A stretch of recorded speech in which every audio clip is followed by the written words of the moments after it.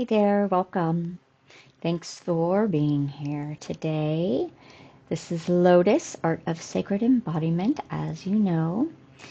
So today we're going to be continuing our exploration on sacred unions and really just the whole gamut of the new romantic relationship paradigms that are landing on our planet in our consciousness as we continue to move through this collective awakening adventure, really.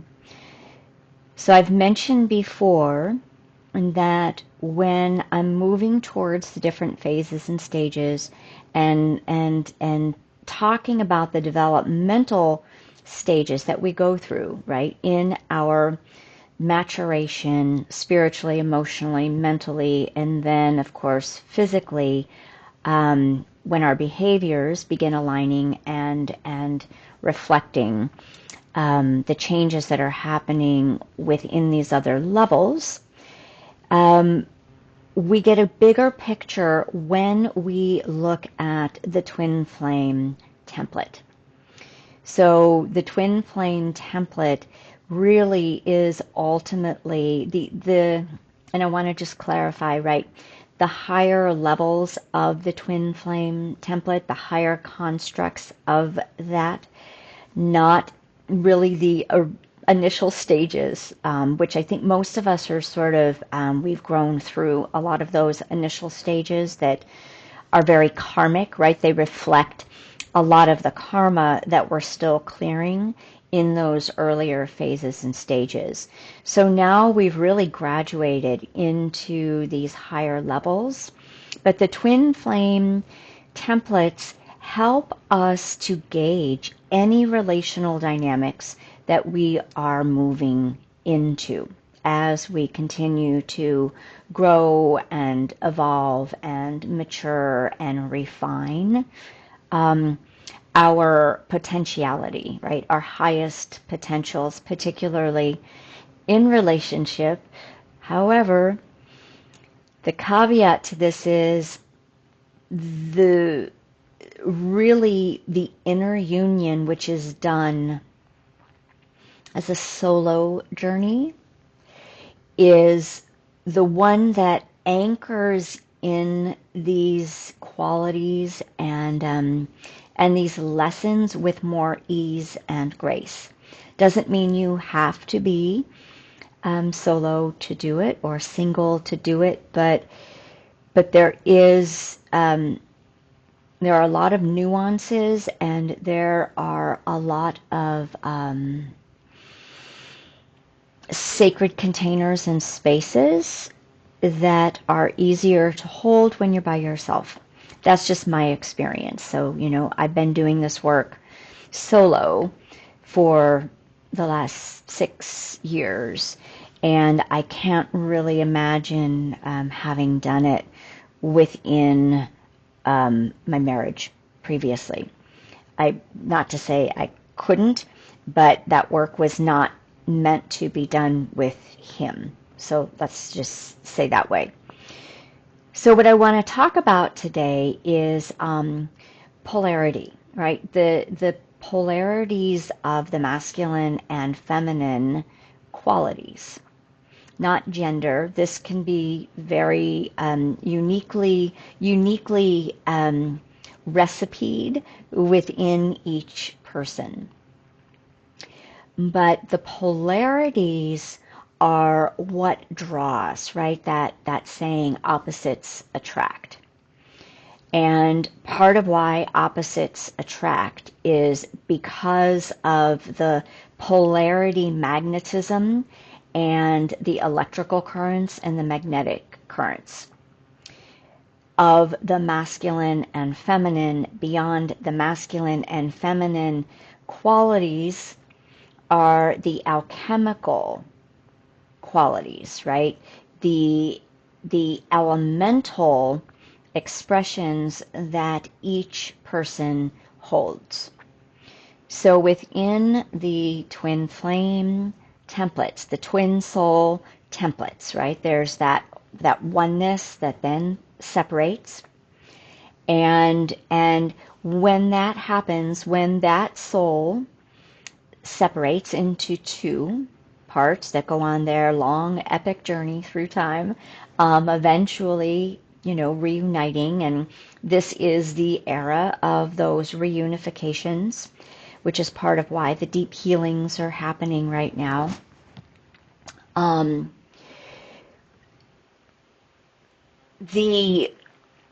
The polarities of them mean also that the elemental constitutions are also configured separately, right? So not only do we have a masculine and feminine gender, but then, and again, what we have today you just need to sort of take what resonates and how you can resonate with it, and just sort of leave the rest.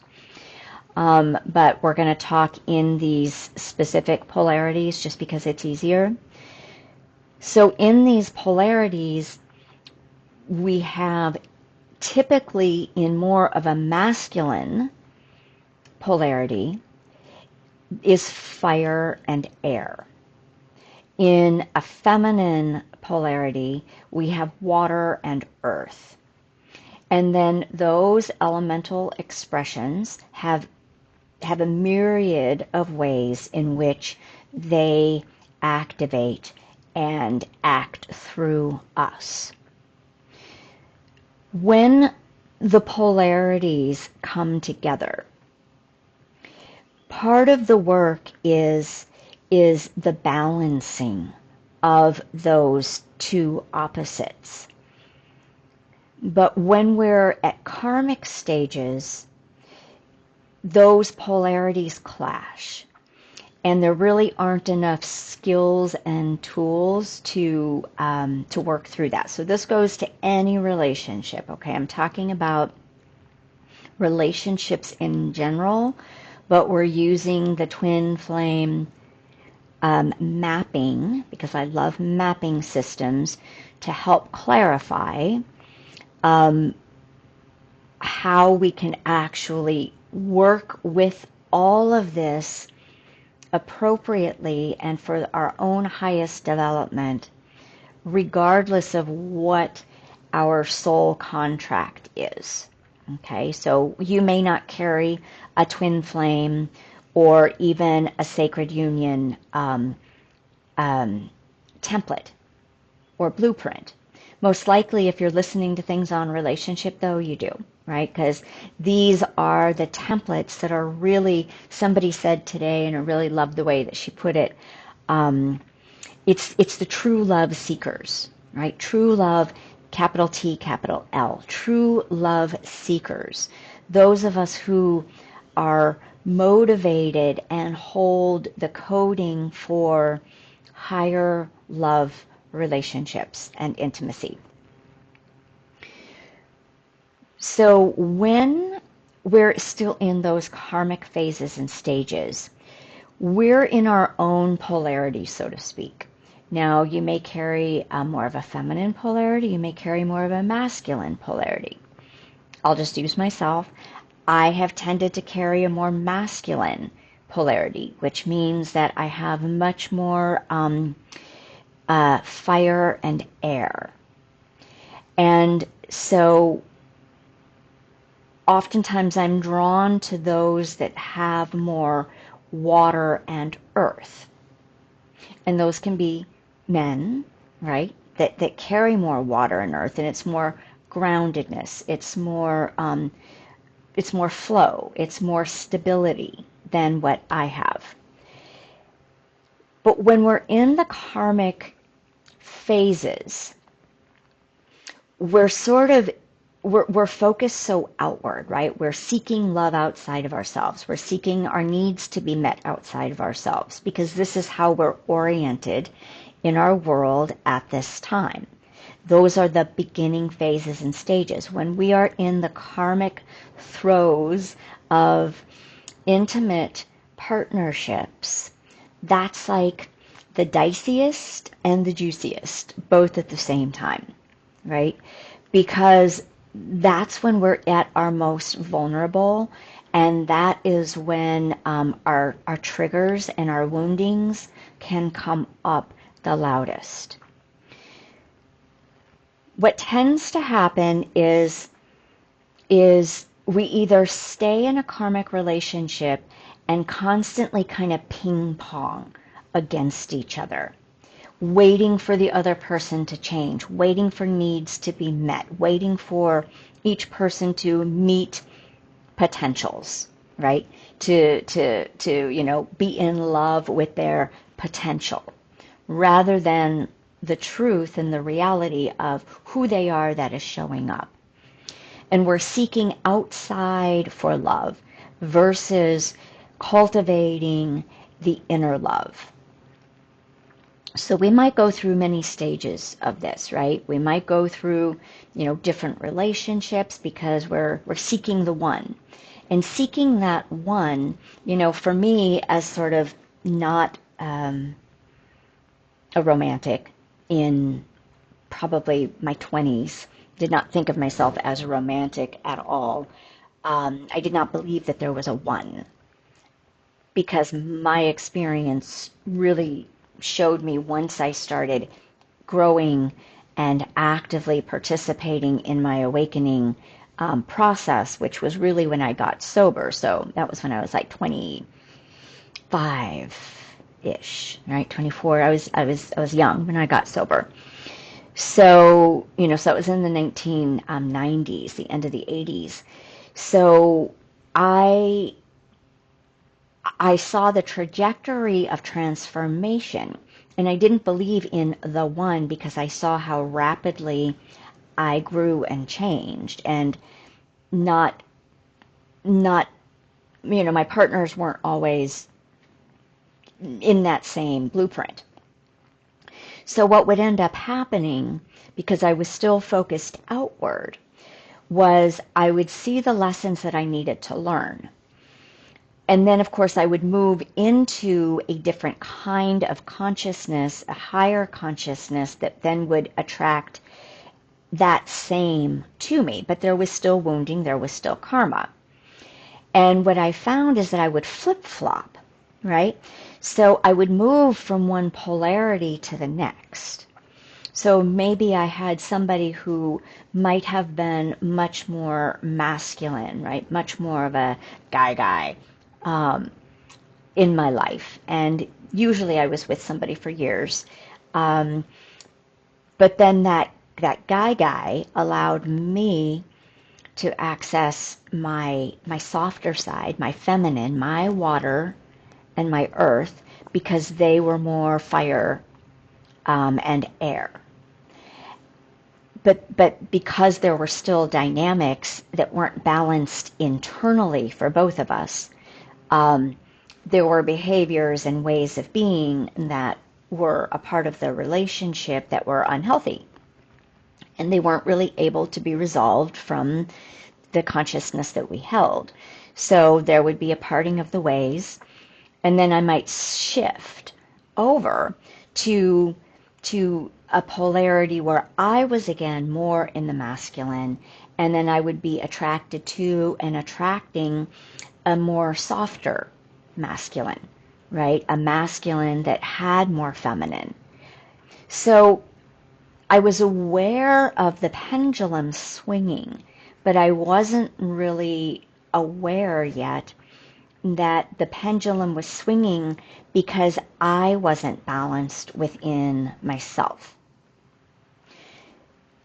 So when we're working with the inner union, or also known as the alchemical union, we begin to sensitize to our own elemental constitution. In a really great way to kind of get an overview on that is the Ayurvedic dosha test. You can usually do those for free. And Ayurveda is the most ancient healing system on the planet.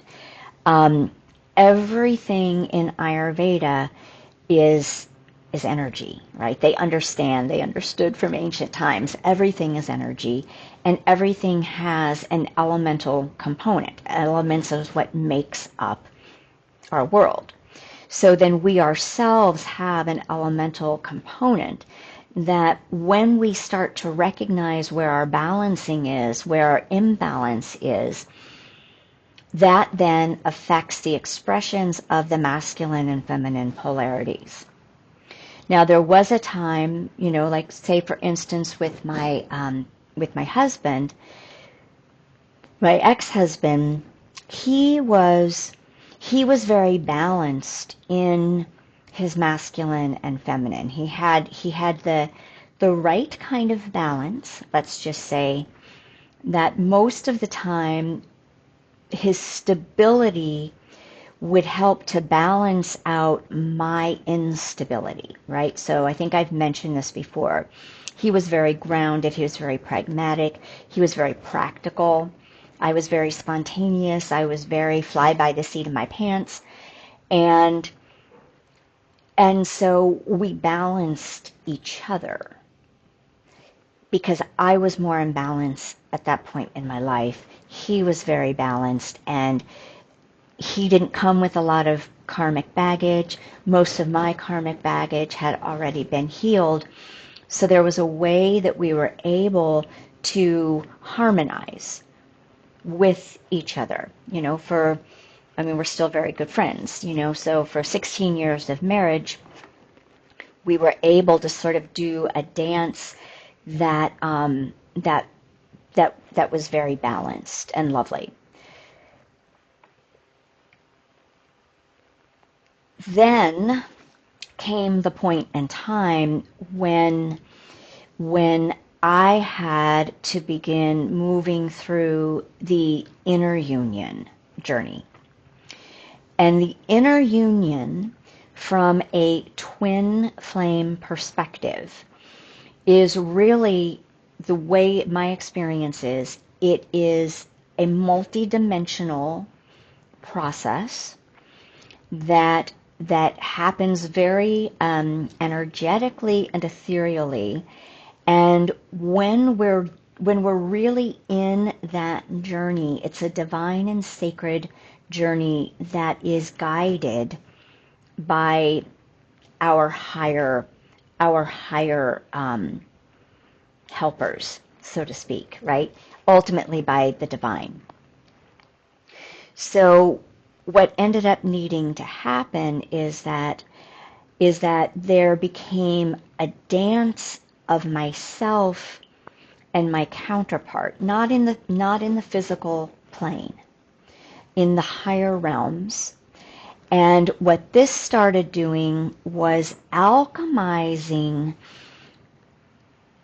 that soul, unifying the soul, and then it kind of knits the right aligned energetics together. That's the simplest and most straight to the point way to say it. Now, we don't have to be carrying the coding for this template to do this work. It simply is this recognition of what are the qualities where we know we're out of balance, right? So, for instance, before I was even on this whole journey, I think it was in my 20s, I was newly sober, and I started recognizing that there were qualities of my first love that, as I was sober and as I was reflecting and as I was starting to learn and grow, that I really admired. Like, what were the things that I really loved about him? And what were the things that I really respected and honored about him? So I was able to start to, go back in time and reflect on those qualities. And I was pretty absent of those qualities. And so intuitively, before I even knew anything about any of this whole divine counterpart thing, I started recognizing that I wanted to start cultivating those qualities in me. So they had to do with, you know, responsibility, grounding. I didn't use the word grounding at that time, but, you know, like this grounded solidity, a level of calmness, a level of clarity and honesty and integrity. And while I didn't have any illusions of perfection for him, you know, or have like this pedestal, maybe I did have a little bit of a pedestal thing going on. I knew that those qualities that I respected, I needed to start living and learning how to become that. So from a very ungrounded, fiery, spontaneous, that was my masculine, right? The spontaneous is more of the feminine, but like that fiery and ungrounded and having a way of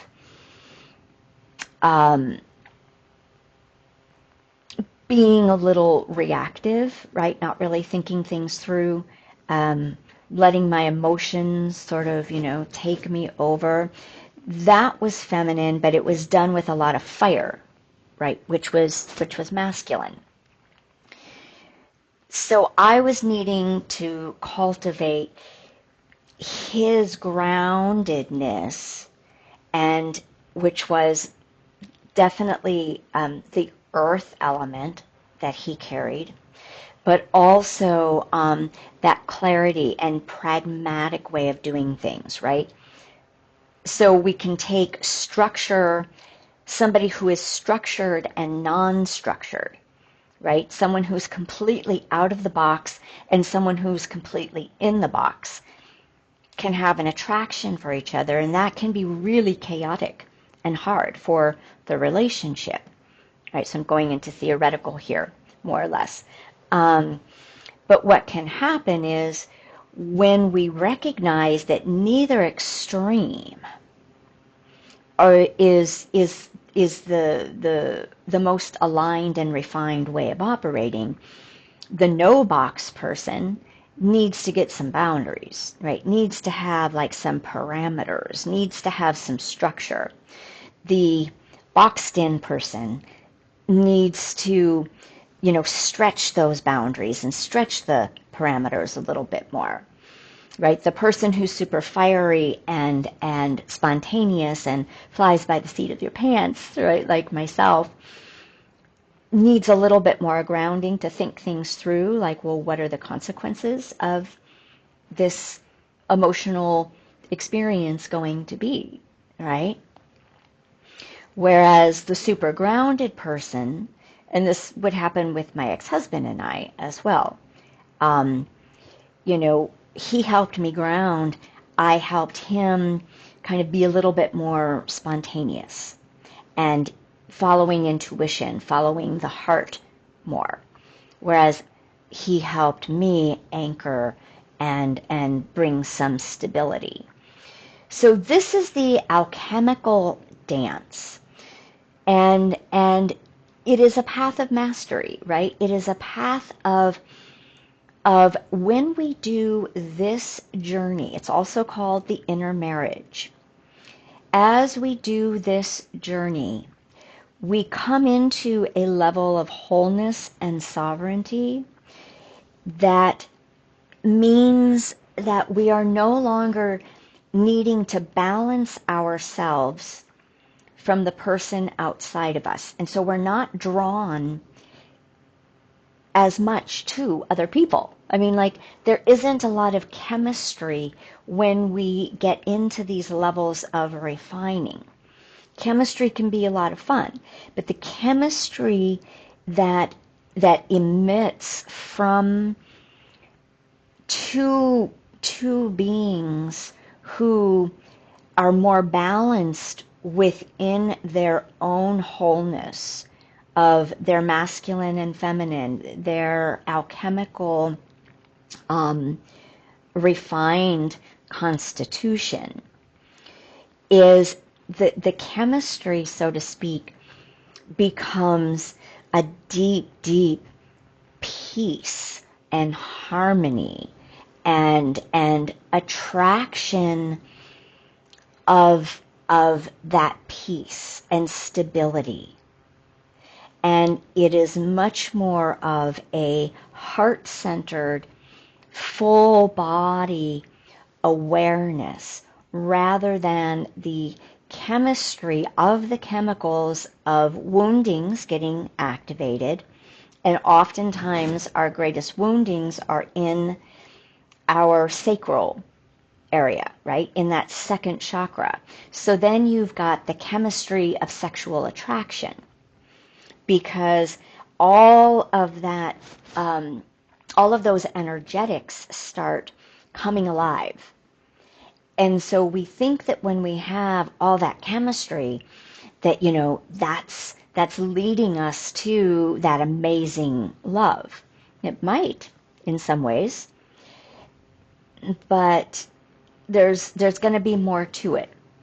And we haven't really known this. Like, we haven't really understood this until probably the last, I would say even 5 years, that more and more of the divine counterparts have done this internal work.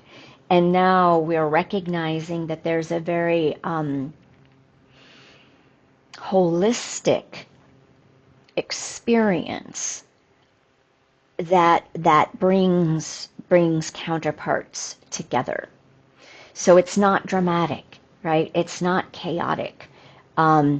It's got a level of excitement to it that is really just continued growth, and it's not a needing from the other person.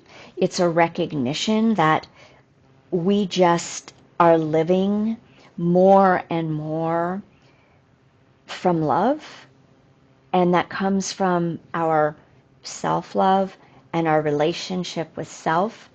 And it doesn't mean, again, you know, that this is states of perfection, but there's a greater percentage of time that we're aware now of what the true alignments are inside. And so we use that as a gauge, right, to keep choosing that more and more. And in a non-twin flame relationship, what this inner work does, is align us with deeper faith and trust in self, in our soul presence, in our own wholeness. There's a line in the Eagles song, is this right? Peaceful, easy feeling, that I love. And whether this was what was meant or not, I don't know, but this is how I take it. And again, I'm not going to sing it, but let me see if I can remember. It's like, I got a peaceful, easy feeling, and I know you won't let me down because I'm already standing on the ground. So I love how that whole lyric really sort of sums up this experience. That we're growing in deeper peace, and there's more harmony and ease and grace with the romantic relationships. And we're not in love with potential of the other, because, or even ourself to become better, but there's a deep acceptance that we're already grounded in ourself. And we can be with our partner, with our person, from a very new level of awareness and consciousness and experience, because our feet are already on the ground. Each person is stabilized through their own inner being. So there's that. I think that's all I'm going to say. I'm just bringing in when I have time to do the videos again. There's always more that is over on Patreon, but this is the direction that we're moving into sacred union, and these are the processes that I utilize to support people and to really help guide this deeper inner process so that you can have a peaceful, easy feeling in love, and your feet can be planted on the ground because you are embodied and soul presenced and open and ready and free to both love and receive love. Many blessings. Have a good one.